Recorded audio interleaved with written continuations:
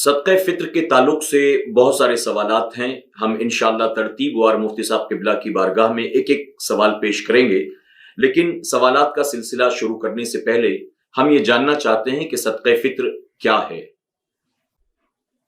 بسم اللہ الرحمن الرحیم.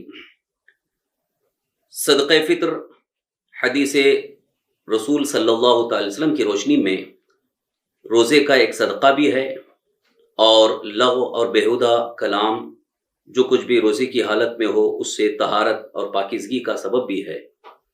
جیسا کہ ایک حدیث پاک ہے، حضرت عبداللہ ابن عباس رضی اللہ عنہ سے روایت ہے، رسول اکرم صلی اللہ تعالی وسلم نے زکوٰۃ فطر مقرر فرمائی کہ لغو اور بیہودہ کلام سے روزے کی طہارت ہو جائے اور مساکین کی خورش ہو جائے. یعنی یہ صدقہ فطر ہر مسلمان عاقل بالغ مالک نصاب پر سرکار دو عالم صلی اللہ علیہ وسلم نے واجب فرمایا کہ وہ اپنی طرف سے اور اپنی نابالغ اولاد کی طرف سے صدقہ فطر ادا کرے، تاکہ اس کی طرف سے روزے کا صدقہ بھی ہو جائے. اور ساتھ ہی ساتھ ایک اور حدیث پاک جس میں یہ ذکر ہے، حضرت عبداللہ ابن عباس رضی اللہ عنہ نے آخر رمضان میں فرمایا ہے، اپنے روزے کا صدقہ ادا کرو. اس صدقے کو رسول اللہ صلی اللہ علیہ وسلم نے مقرر فرمایا، 1 سا خرما یا جو یا نصف سا گیہوں. احادیث کریمہ سے یہ بات واضح ہوتی ہے کہ صدقہ فطر ایک طرح سے روزے کا صدقہ بھی ہے اور ساتھ ہی ساتھ روزے کے لیے طہارت کا سبب ہے. اور ایک حدیث مبارکہ جو کہ بہت مشہور حدیث ہے، جس کو عام طور پر بیان کیا جاتا ہے، دارمی اور خطیب اور ابن عساکر نے روایت کی، حضرت انس ابن مالک رضی اللہ عنہ سے روایت ہے کہ سرکار دو عالم صلی اللہ علیہ وسلم نے ارشاد فرمایا، بندے کا روزہ آسمان و زمین کے درمیان معلق رہتا ہے جب تک صدقہ فطر ادا نہ کرے. یعنی روزے کی قبولیت کے لیے بھی یہ صدقہ فطر ایک بہتر ذریعہ ہے. لہٰذا صدقہ فطر ادا کرنا ہر مسلمان عاقل بالغ مرد و عورت پر واجب ہے کہ وہ اپنی طرف سے اور اپنی نابالغ اولاد کی طرف سے ادا کرے. اب صدقہ فطر کے دیگر احکام ہیں، انشاءاللہ اس کو دیگر سوالات کے جوابات میں پیش کریں گے.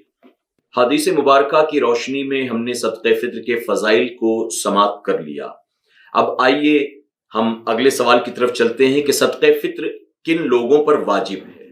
صدقہ فطر ہر مسلمان آزاد مالک نصاب پر واجب ہے، جس کے پاس نصاب حاجت اصلیہ سے فارغ ہو.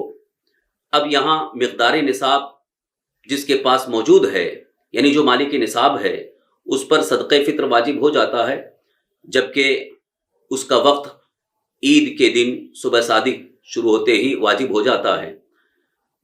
اس میں سال پورا ہونے کی شرط یا قید نہیں ہے، البتہ اگر عید کے دن کوئی مالک نصاب ہو گیا تو اس پر صدقہ فطر واجب ہو جاتا ہے. اور اسی طرح سے مال جس کے پاس موجود ہے، اس مال کا مال نامی ہونا یہ شرط نہیں ہے. جس طرح زکوٰۃ کے اندر مال نامی ہونا شرط ہے اور سال پورا ہونے کی شرط ہے، صدقہ فطر میں یہ شرط نہیں ہے. البتہ جو بھی صاحب نصاب ہے، مالک نصاب ہے، آزاد ہے، اس پر صدقہ فطر واجب ہے. وہ اپنی طرف سے اور اپنی نابالغ اولاد کی طرف سے صدقہ فطر نکالے. جیسا کہ مفتی صاحب قبلہ نے فرمایا، صدقہ فطر ہر مالک نصاب کی طرف سے نکالنا واجب ہے. اب اگلا سوال یہ ہے کہ صدقہ فطر کن چیزوں سے نکالی جائے اور اس کا وزن کتنا ہونا چاہیے؟ صدقہ فطر کے متعلق احادیث کریمہ کی روشنی میں فقہ کی کتابوں میں جو مقدار ذکر ہوئی ہے وہ 1 سا یا نصف سا.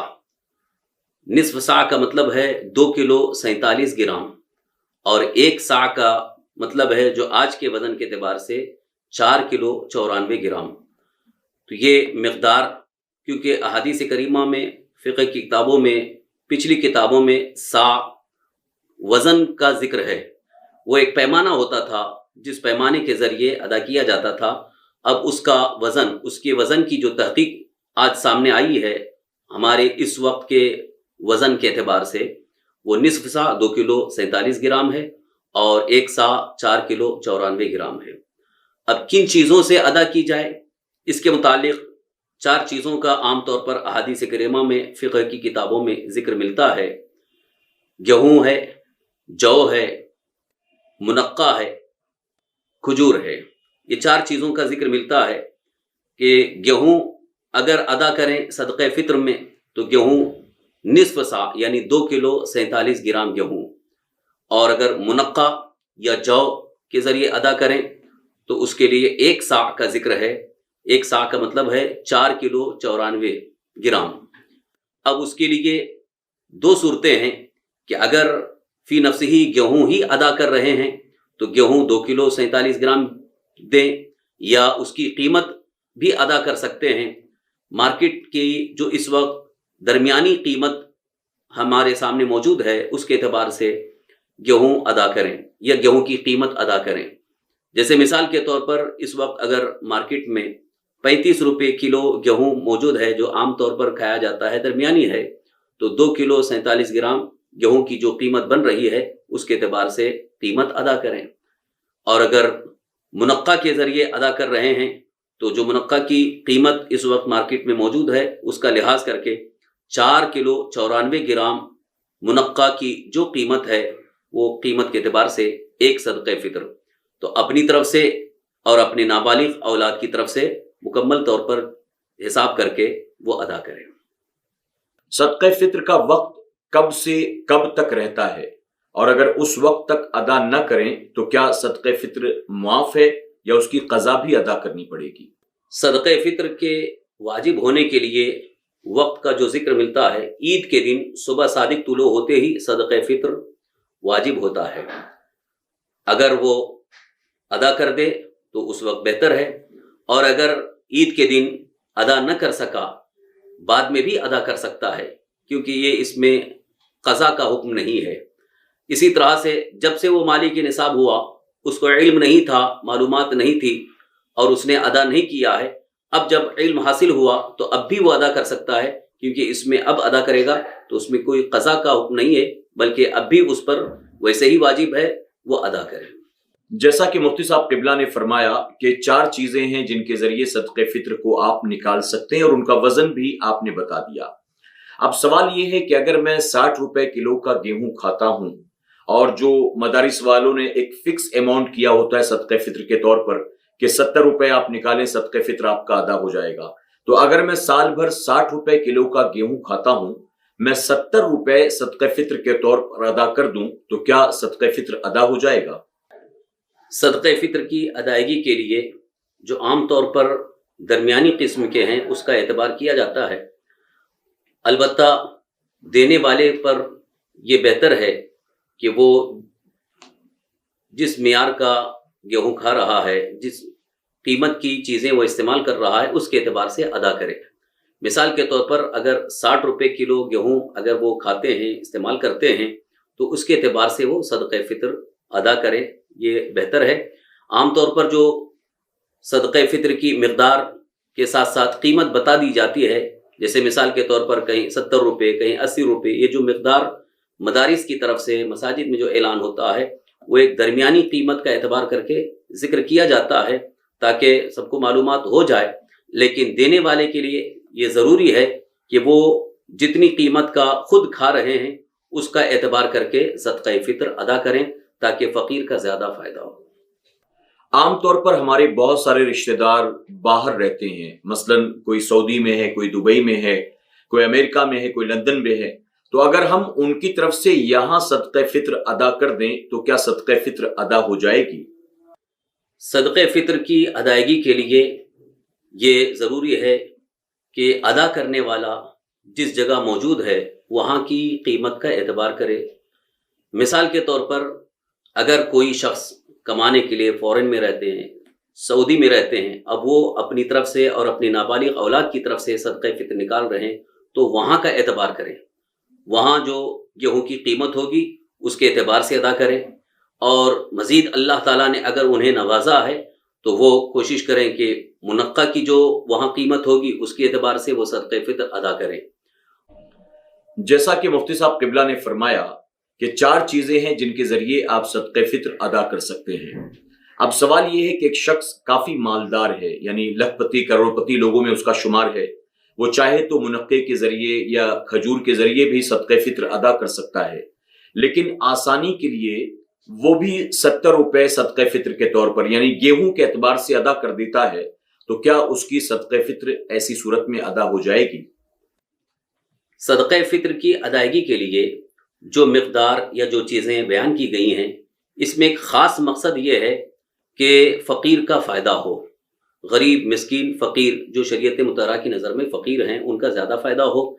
اب اگر کوئی صاحب ثروت ہیں، دولت مند ہیں، اللہ تعالیٰ نے خوب نوازا ہے، تو وہ اگر گیہوں کی قیمت کے اعتبار سے صدقہ فطر ادا کرتے ہیں تو شرعاً تو ادا ہو جائے گا، لیکن یہ ان کے حق میں بہتر نہیں ہے۔ جب اللہ تعالیٰ نے اتنا نوازا ہے تو ان کے لیے بہتر یہ ہے کہ وہ منقع کے اعتبار سے صدقہ فطر ادا کریں تاکہ اس میں زیادہ قیمت دینی پڑے۔